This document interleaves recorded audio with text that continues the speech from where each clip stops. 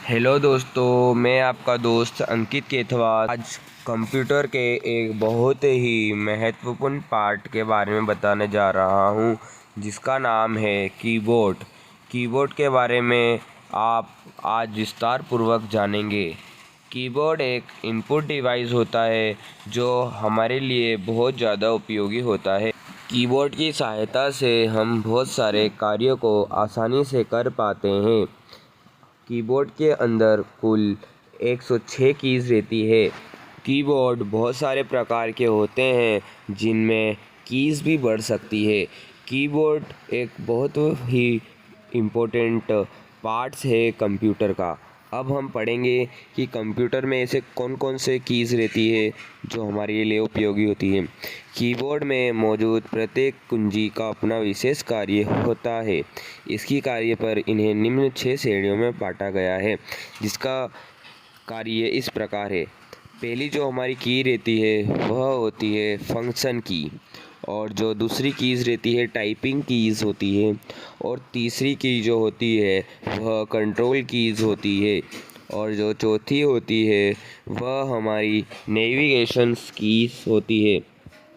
पांचवी कीज़ होती है वह होती है इंडिकेटर कीज़, एंड सिक्स्थ जो कीज़ है हमारी वो न्यूमेरिकल कीज़ होती है। कंप्यूटर में कीबोर्ड का उपयोग केवल टेक्स्ट के लिए ही किया जाता है, किंतु कई जगह पर यह माउस का भी काम करता है, क्योंकि जिस प्रकार माउस आगे पीछे ऊपर नीचे का कार्य करता है, उसी प्रकार इस कीबोर्ड में दाएं बाएं ऊपर नीचे का भी एक रोल होता है।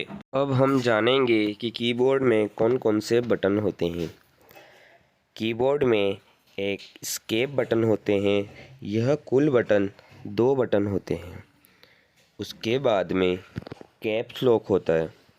कैप्स लॉक और नंबर लॉक भी होते हैं। अब शिफ्ट भी होता है। उसके बाद में शिफ्ट के बाद में कंट्रोल बटन होता है।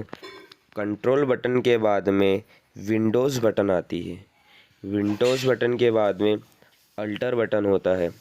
अल्टर बटन के बाद में एस्केप बटन होता है, और फिर उसके बाद में नंबर बटन भी होते हैं। सबसे ऊपर वाली लाइन में फंक्शंस की होती है, जैसे हो गई F1, F2, F3, F4, F5, F6, F7, F8, F9। यह कुल बटनें F12 तक होती है। उसके बाद में प्रिंटर का बटन रहता है, और उसके बाद में scroll lock and fuse break का बटन होता है।